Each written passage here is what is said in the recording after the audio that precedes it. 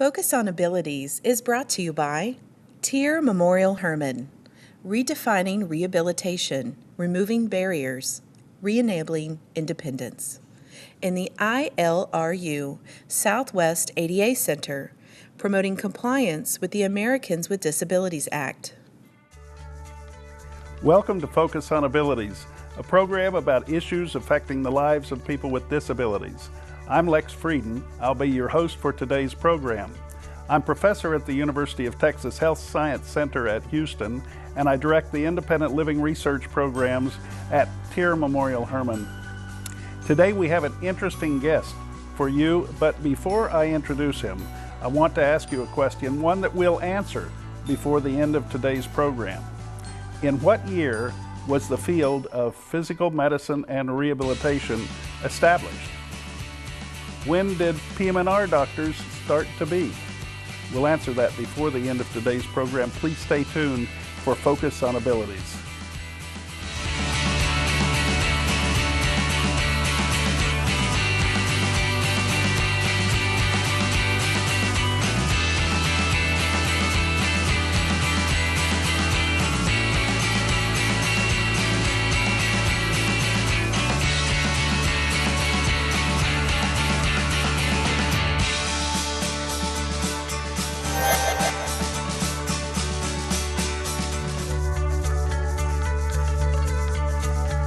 This is Focus on Abilities. I'm your host, and we have a special guest today.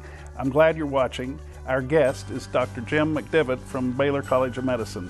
Dr. McDeavitt, thanks for being on Focus today. Lex, it's great to be here. Now, you are the chairman of the Department of Physical Medicine and Rehabilitation at Baylor. You've not been here long, as a matter of fact. No, as a matter of fact, I moved from Charlotte, North Carolina, and today I've been here 1 year. Well, congratulations on your first anniversary.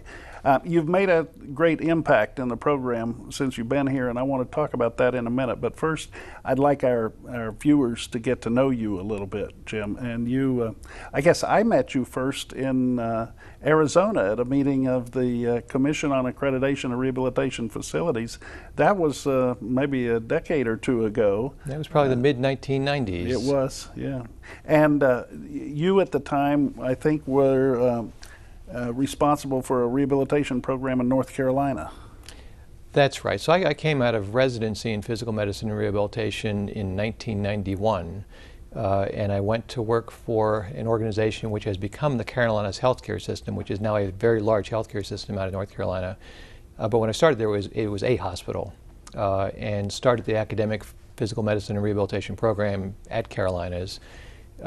Was the first chair of that department, and then served in a variety of roles in that organization. And when I left here to come to Houston, I was chief academic officer for that system. So I ran all the academic infrastructure, the training programs, the research labs, anything related to education and research I ran for that healthcare system. Well, one thing about your history there is interesting, and that is, you said after you finished your residency, you started in this program and you actually put it together then. Is that unusual that somebody could leave a residency program and be almost immediately have the opportunity to put together a program? It is unusual and probably not very bright. And the situation was, we were recruited. This organization decided they wanted to start this new academic program, and they recruited a number of people just like me out of residency. There were 8 of us initially, and we had a leader who was recruited along with us. And after a period of 3 months, the leader left. So then we were all these kids just out of residency, a little naive and maybe a little arrogant, who looked at each other and said, how hard can this be? And kind of bumbled along and managed to start a residency training program, managed to start some funded research programs. And in retrospect, maybe we could have done it quicker and more efficiently if somebody was there that actually knew what they were doing. On the other hand, it was tremendous experience to learn by doing, and it worked out. So, and it's a great program today. Well, obviously it worked out well. I visited that hospital in North Carolina, I think, in the 1990s. I don't believe we met there, but it was a good rehab program. So congratulations on that. You went to school where? I was a undergraduate at Duke University, and then did my medical school training at Wake Forest in Winston-Salem, North Carolina. Stayed on and did internal medicine and pediatrics, an internship. Then I took a year off and went to Guatemala and worked as a primary care physician in the Guatemala highlands for a population of about 2,000 people. Then came back and went to Philadelphia to Thomas Jefferson University to do my physical medicine residency. What motivated you to become a physician, or at least to practice physical medicine and rehabilitation? It's an interesting question because in North Carolina at the time, when I was in medical school, there was one physiatrist in the state of North Carolina. So it was not as if I had a lot of role models to look towards. When I moved to Charlotte, North Carolina in 1991, there was one physiatrist in the city of Charlotte. So this was really mission work in some ways. My interest really stemmed from personal experience, in that when I was younger, I did a lot of outdoors activity, and one of the things I did was I was a rock climber. And one of my best friends and I were up climbing throughout the summer. I went back to college after climbing with him one weekend. The next weekend he went up with somebody else, and he was leading in the climb, ended up falling about 70 feet, landed on his ankles, crushed both his ankles, broke his back, and sustained a spinal cord injury. So the subsequent 9 months I spent with him in the acute care hospital, in the rehabilitation hospital as a sophomore in college. And although I didn't know anything about medicine or anything about rehabilitation at the time, I got introduced to that process, and in particular became close to a number of members of that healthcare delivery team. So when I went to medical school, I was always sort of looking for that sort of team environment that I saw in rehab, that you're starting to see in other areas of medicine now, but back then rehab was really the only area where you did see that sort of team-based care. That's quite a story, and it's always interesting to see what motivates people to work with folks who have disabilities. Personal experience is often the case. I'm glad your friend lived. Is he still alive? He lived and actually did very well. And again, I didn't know anything at the time. I know now he had an incomplete spinal cord injury. Actually had great neurologic recovery, and did very, very well. That's great. You mentioned the team approach to rehabilitation, and that relates to the question we asked at the beginning of the program. I want to get back to what physical medicine and rehabilitation are all about, and also learn more about what we're doing in Houston in that area, but we can do that after we take a short break here. We're going to be right back. Please stay tuned for more Focus on Abilities.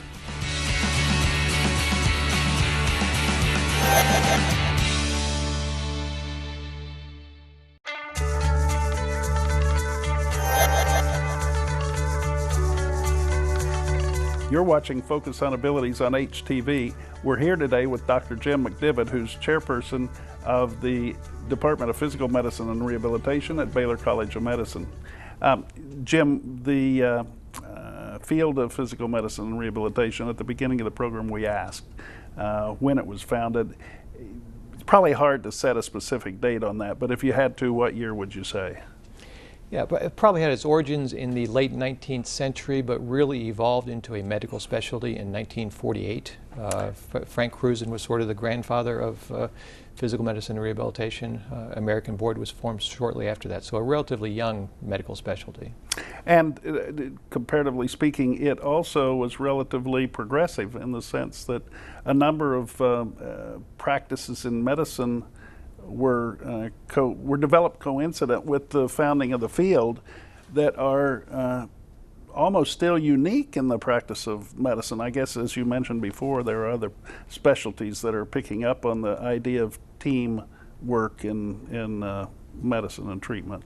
The concept of teamwork in medicine, and also the concept that when you treat people, you treat disease, it's actually important to pay attention to how well they function after the treatment, which for centuries nobody in medicine cared about. So that was the real revolution of physical medicine and rehabilitation, was not just concentrating on the physiology of disease. How do you cure the problem or ameliorate the problem?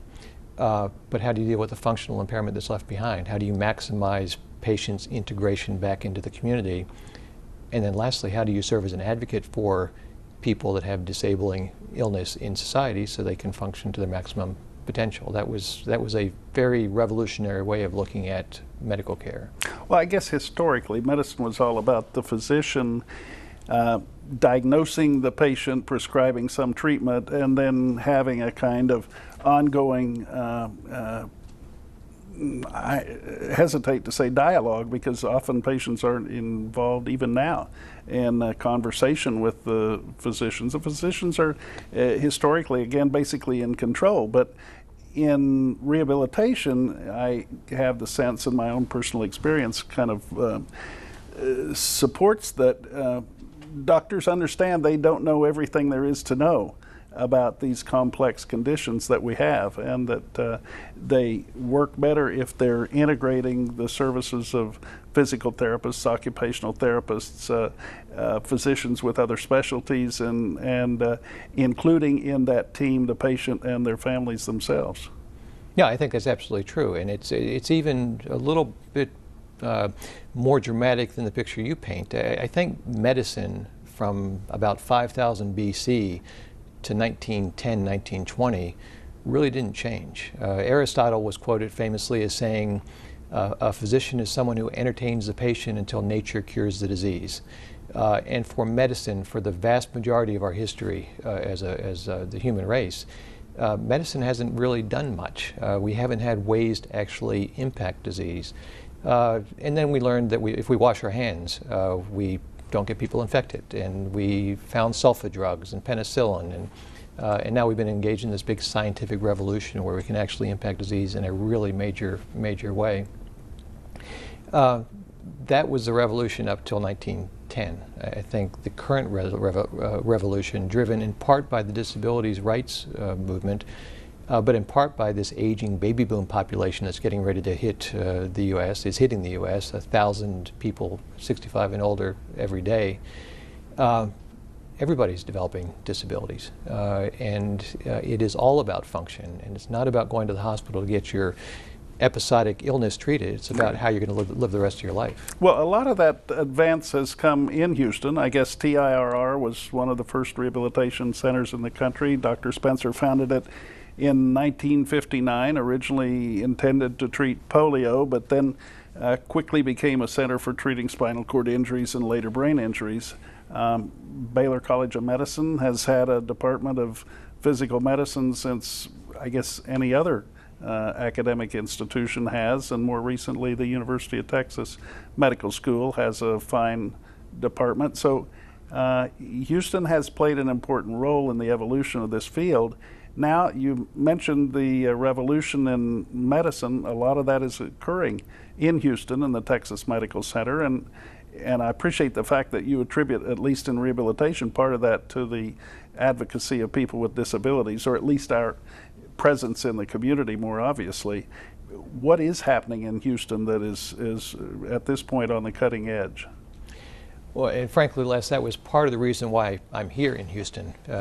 Part of the appeal to taking this job and assuming a leadership role at Baylor was, in some ways, I feel like I've been called to the major leagues. I mean, this is one of maybe the finest medical centers in the world. Baylor has the largest genomics platform in the world. It has a huge base of research support. Has a very large and very diverse academic faculty. So there's an incredible substrate here to do research, a very broad and significant research.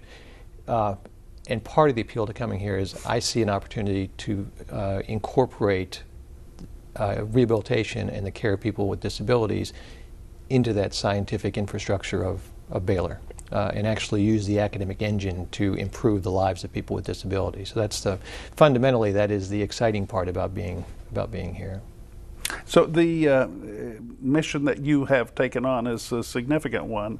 I know that you've recently been given additional duties to help other departments learn how to operate clinics, and I suppose that's a compliment to you in the short time you've been here, demonstrating the efficacy of the clinic that we have in rehabilitation.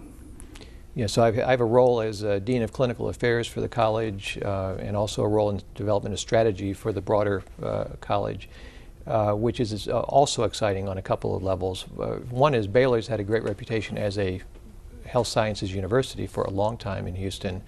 I don't think everybody knows that they're actually Baylor doctors. And we want to provide health care to people. And when you need a doctor, we want you to come and find a Baylor doctor. So building the practice and actually tying together the science with the delivery of care is, I think, a really exciting concept. And then at a sort of a higher level, one of my goals is to change the nature of the academic medical center. And the fact that we call it a center is telling, that it is a place that people come to, where our need in the United States is really to improve care of populations broadly across geographies.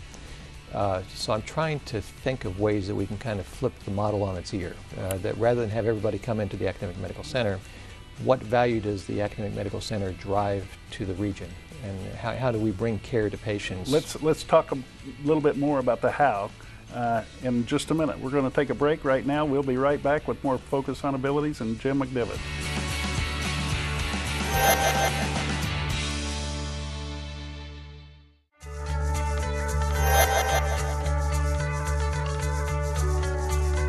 We're back. This is Focus on Abilities. I'm Lex Frieden, your host, and we have the chairman of the Department of Physical Medicine and Rehabilitation at Baylor College of Medicine with us today, Jim McDeavitt.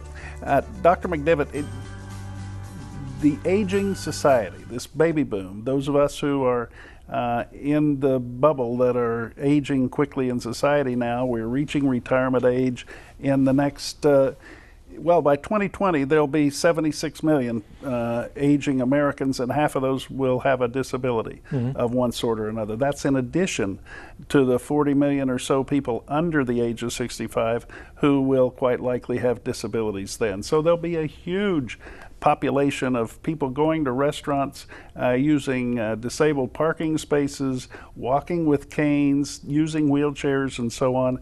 That whole population will become will need services, and the services they will need are those of your departments, Physical Medicine and Rehabilitation. I don't know, do you obviously appreciate the enormity to that, but do you think that others do? I don't think we begin to understand what's getting ready to hit us. This huge pig in the python that's coming down the years, as I said before, 10,000 people reaching 65 every single day. A family physician can take care of about 2,500 patients. That means every day in the United States, we need to generate another 40 family physicians to take care of the aging population. So a huge challenge. And I would add also an incredible irony that you were so fundamental in the passage of the Americans with Disabilities Act, which was really incredibly important piece of legislation. The people that were looking at that process back during the passage and thinking that it applied to somebody else, half of those people now it's going to apply to them. Well, one good example is the President of the United States who signed it, never thought about that law applying to him, and now he has a disability. No, precisely. So it's, I'm glad you got it passed, because I'm rapidly approaching that point where I will need the services of ADA. Well, we need to adjust some of the standards because, frankly, the limited number of parking spaces we have now, some of the accommodations that were actually certified and the guidelines that were made in the 1980s are no longer appropriate. I mean, we have to take into account the changing population. But from the standpoint of medicine, people just won't go to the medical center and stand in line to get services. They'll stay at home and they'll get, some of them will get acutely ill and they'll wind up in emergency departments, where probably the worst place of all for them to be. How can we treat people in the home so that they don't have to go to the medical center and find a parking space. Which gets back to the concept of trying to get away from the ivory tower model of the academic medical center and to have the academic medical center take more responsibility for management of care across a population. So I think we have to find ways that we can push care out, and people need to get the right care at the right price, at the right time, in the right environment, as close to their home as possible. Well, one of the solutions that the hospitals have taken on is to build mini hospitals out in the suburbs, but do you think that's the answer, or is that just part of the answer? I think the future is not a bricks and mortar strategy. It's not about buildings, it's about people and knowledge, and developing and spreading knowledge effectively throughout the medical delivery system, not just physicians, but everybody that takes care of patients. And to give you one example, Laennec invented the stethoscope in the 1700s. Revolutionary instrument. Instead of putting your ear on a patient's chest, you'd use a device to capture the sound. And that was really the first imaging we had. That was the first medical device that allowed you to look inside somebody's body. As obvious as that technology was, it took 20 years before it was adopted in Europe, before every physician was using a stethoscope. The sad reality is today, it still takes between 9 and 17 years to adopt knowledge widely in the care delivery system. So every day there are women that walk into various clinics and physicians' offices around the country with breast cancer that don't get evidence-based care. And I think part of what the Academic Medical Center can do is to drive that knowledge out and to change that adoption time for new knowledge and new fact from 9 to 17 years to 6 months. So by the year 2020, can we look forward to disrobing in our own home, in our own bedroom, and using some kind of technology to show the physician where it hurts or where the bruise is or whatever? Yeah, absolutely. The revolution in remote evaluation and remote monitoring of people has only just started. And if you think about all the devices people are wearing now, walking around Houston, Fitbits and things counting steps and their heart rate and their temperature, and you can monitor everything, monitoring your weight and having a scale that's hooked up with your physician's office, blood pressure, basic vital signs. That's what's here today. What's coming is blood chemistries and monitoring laboratory values and real-time data management, data measurement of people in their homes.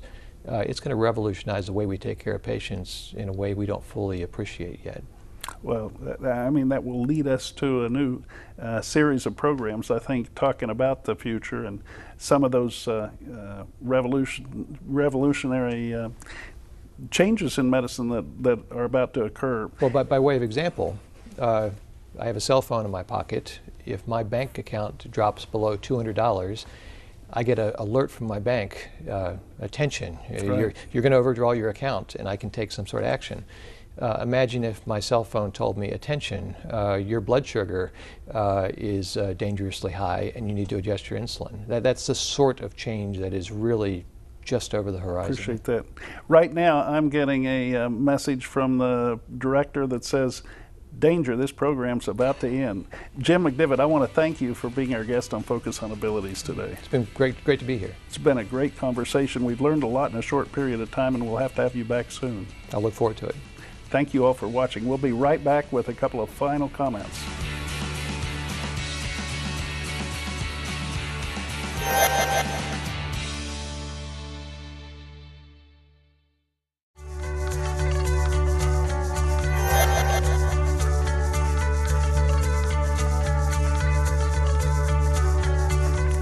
This is Focus on Abilities on HTV, and we really appreciate you watching. Today we've had Dr. Jim McDeavitt from Baylor College of Medicine as our guest. And I'd like for Jim to give us contact information in case any of you have questions that you'd like to follow up on. Please don't hesitate. Jim, your contact information, email? Yeah, so if you need a doctor, and really in any specialty, we can find one for you. The phone number is 713-798-1000, so that's pretty easy. And the website is bcm.edu/healthcare. Okay. Thanks very much. And thank you all again for watching. This has been Focus on Abilities, and I really, really appreciate your time here today. Please join us next time for more. I'm Lex Frieden, and have a great day.